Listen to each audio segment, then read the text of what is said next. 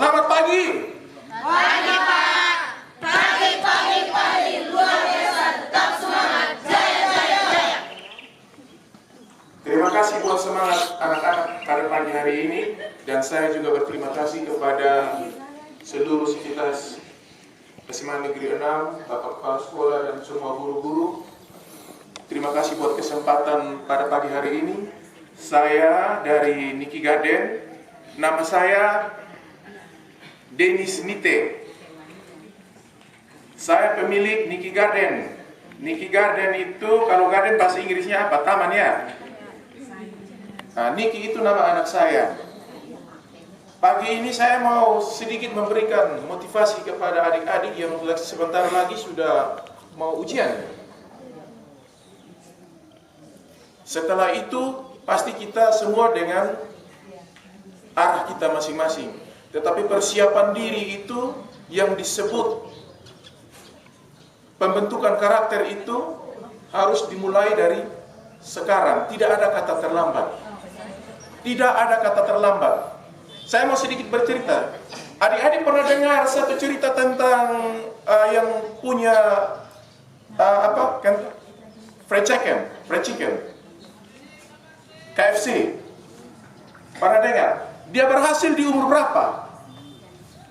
Di umur 80 tahun. Tapi proposalnya dari umur 40 tahun. Adik-adik pernah dengar Pak Bob Sadino? Orang yang bertemu presiden hanya pakai celana pendek. Tapi tidak mengurangi rasa hormat. Tapi dia banyak membangun mindset, banyak merubah mindset, banyak membangun UKM, usaha kecil menengah. Adik-adik punya bakat tersendiri, itu tidak boleh diredam. Tetapi untuk melahirkan bakat-bakat lain yang berhasil, kita harus dibentuk. Itu yang disebut karakter. Hari ini satu pola yang tidak biasa, yang menurut semua orang bahwa ini adalah sulit. Bangun pagi itu sulit. Bangun pagi itu sulit buat orang-orang yang tidak bisa. Buat orang-orang yang malas. Buat orang-orang yang tidak mau membentuk kebiasaan. Tadi sudah dikatakan Pak Guru. Kebiasaan melahirkan pola, melahirkan karakter. Apa yang saya dengar itu habit. Itu kebiasaan. Kebiasaan bukan untuk diri kita saja, tetapi kebiasaan mempengaruhi banyak orang.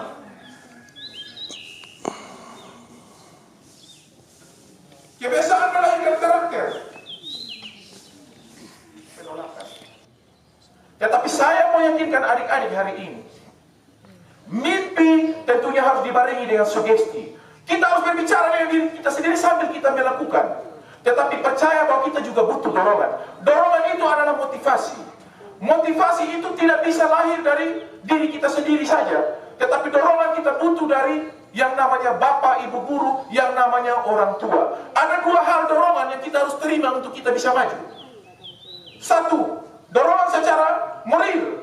Dan yang kedua, dorongan atau motivasi dalam bentuk doa. Kita tidak bisa terlepas dari itu. Sebesar apapun usaha kita, doa sangat penting.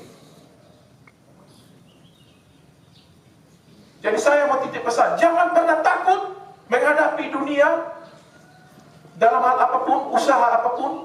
Jangan pernah takut. Ketika adik-adik mau memilih untuk menjadi petani, jadilah petani yang handal.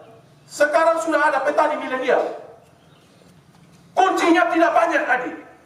Tadi Pak Guru sudah bilang, rajin membaca. Dunia dalam satu genggaman. Adik-adik ada Instagram, ada YouTube, ada Facebook. Adik-adik tinggal buka, klik channelnya, semua ada di situ. Adik-adik mau tanam apa? Semua ada. Hari ini kami buka untuk adik-adik, untuk membuka wawasan adik-adik. Semua ada. Adik-adik bisa berteman dengan si A, yang bisa berteman dengan Niki Garden, bisa berteman dengan komunitas Apel, bisa berteman dengan komunitas B. Di situ adik-adik mulai belajar. Belajar sambil berbuat. Percaya. bahwa pasti ada jalan untuk kita menjadi yang terbaik. Kita tidak perlu menjadi pemenang. Ingat kata-kata saya. Kita tidak perlu menjadi pemenang, karena pemenang itu hanya satu atau paling top 3. Tetapi kita harus menjadi bermanfaat. Karena semua orang sukses di dunia, mau Bill Gates, mau siapapun, mau Jack Ma, ketika dia berhasil, baru dia bermanfaat bagi banyak orang. Sekarang yang mereka tampil itu adalah berbicara untuk membangun manusia, memanusiakan manusia. Sekarang semua itu. Nah, untuk saat masa adik-adik seperti ini, hanya beberapa hal yang perlu adik-adik tanamkan dalam ini. Mulai dari sekarang, tanamkan mimpi adik-adik. Bicara kepada mimpimu, lakukan. Sugesti, katakan. Seperti ibarat lemon asam tadi. Terus lakukan. Jangan pernah malu ketika adik-adik di antara kalian ini ingin jadi petani. Ini saya, contohnya. Saya contohnya.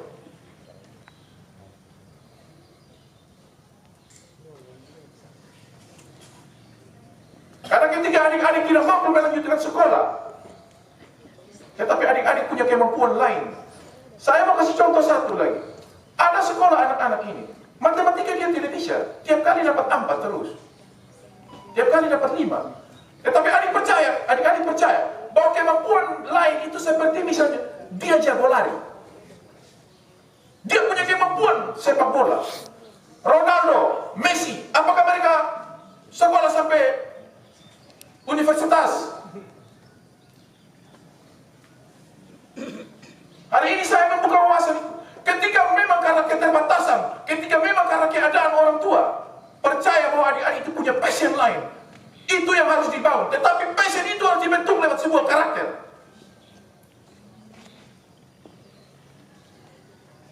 Dan itu harus dilakukan terus-menerus. Sehingga menjadi kebiasaan dan akhirnya melahirkan sebuah keberhasilan. Niki Karen tidak instan. Kami tidak instan, Pak. Kami tidak instan adik-adik. Kalau adik-adik pergi, saya tanda, saya punya adik satu yang di sini, di sebelah Yekta ini. Mereka pergi, mereka ambil itu buah kenitu ungu, mereka jalan-jalan keliling. Saya bercerita dengan mereka. Mereka main-main ke rumah. Ada beberapa anak-anak sering main ke rumah, mereka lihat-lihat. Ini kan juga sebuah hal yang positif. Lalu kemudian saya bercerita dengan mereka. Untuk menjadi seperti ini butuh proses. Sama dengan adik-adik. Untuk menjadi sarjana butuh proses. Tetapi karakter itu adalah pintu masuk. Kebiasaan adalah pintu masuk. Baik, saya juga berdiri di sini hanya untuk memotivasi adik-adik bahwa mungkin satu saat, hari ini mungkin masuk telinga kiri, tapi dia agak tertahan sedikit. Mungkin ada yang keluar, tetapi saya percaya bahwa ketika kita dalam posisi tertentu, kita akan mengingat. Kita akan mengingat, dulu Pak Marcel pernah bilang begini. Oh, Bapak Kepala Sekolah pernah bilang begini. Oh, Pak Dennis pernah bilang begini. Saya memulai. Percaya adik, tidak kenal perempuan, tidak kenal pria. Petani sekarang ini yang terbesar di Indonesia ini justru wanita. 70%-nya wanita. Mau kuliner, mau agrobisnis, alat pertanian, mau jualan. Adik-adik sekarang lihat di ini Kota Kupang sekarang yang lagi fenomena ini. Sekarang sudah ada rujak jambu kristal. Ada yang lihat? Ada. Rujak jambu kristal. Dari mana buahnya? Dari Jawa. Tetapi bukan dari Niki Garden. Niki Garden masih mempersiapkan itu. Tetapi percaya adik-adik, itu adalah satu pola mindset berusaha. Dan mereka tidak malu. Hasilnya adik, saya pernah tanya kepada mereka, sehari berapa pemasukannya ibu? Kotornya saja 300. Bersihnya, modalnya kecil. Untungnya sehari itu 175.000 kali sebulan. artinya penciptaan lapangan kerja itu tidak mengenal perempuan, tidak mengenal laki-laki. Menjadi petani yang itu disebut dengan agrobisnis, artinya berusaha dengan yang berkaitan dengan pertanian.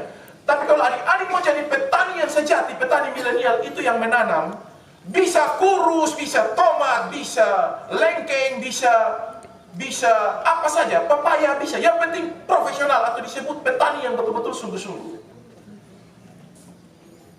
Memulai dengan yang tidak sulit.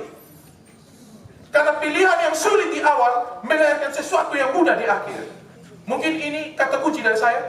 Pilihan yang sulit di awal melahirkan mudah di akhir. Tinggal adik memilih. Mau mudah di awal tapi sulit di akhir, ataukah mau sulit di awal, mudah di akhir. Camkan itu baik-baik. Terima kasih dari kami Niki Garden. Selamat beraktivitas. Baik, terima kasih Pak. Terima kasih. Selamat pagi adik-adik semua. Selamat pagi. Luar biasa, tetap semangat, jaya jaya. Ya, semangat ya, luar biasa. Terima kasih Bapak Kepsen. Terima kasih tadi kita sudah dapat berkat rohani, ya, berkat inspirasi dari Bapak berdua, Bapak Pendeta sama Bapak Denis. Sekarang berkat jasmani.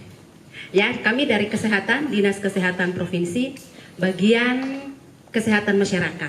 Ya, jadi kami di kesehatan itu, di Dinkes itu yang bagian mengurus stunting. Ya, kata stunting. Sudah dengar kata stunting? Stunting itu apa? Gagal pertumbuhan. Gagal pertumbuhan. Ya, Bapak Pendeta, kalau sudah gagal pertumbuhan, kita jangan gagal jadi orang ya. Betul. Ya, jadi stunting itu untuk pemerintah sekarang bukan hanya kepada pendek, tetapi kepada kecerdasan otak. Ya, bagaimana supaya anak-anak kita NTT itu bisa bersaing seperti tadi Bapak Pendeta, Bapak Denis bilang, bisa bersaing di luar dengan otak, kecerdasan. Mulai dari apa? Mulai dari ibunya hamil, kemudian anak itu berusia 2 tahun. Disitulah pertumbuhan otaknya di situ, ya dibentuk. Kemudian dari 2 tahun sampai dengan 5 tahun dia dibentuk di pendidikan karakter PAUD ya. Jadi di PAUD itu distimulasi tumbuh kembangnya. Nah, program pemerintah sekarang adalah bagaimana supaya anak-anak NTT itu menjadi anak-anak yang hebat dan unggul. Ya, generasi yang hebat dan unggul. Untuk adik-adik remaja di sekolah diperhatikan adalah yang sekarang rutin minum tidak 1 minggu 1 kali? Sudah tidak minum lagi? Sejak kapan sudah tidak minum lagi? Ya, baik. Nanti kami koordinasi dengan Puskesmas Sikumana agar rutin untuk anak-anak sekolah khususnya remaja putri minum tablet tambah darah. Nah, kenapa harus minum tablet tambah darah?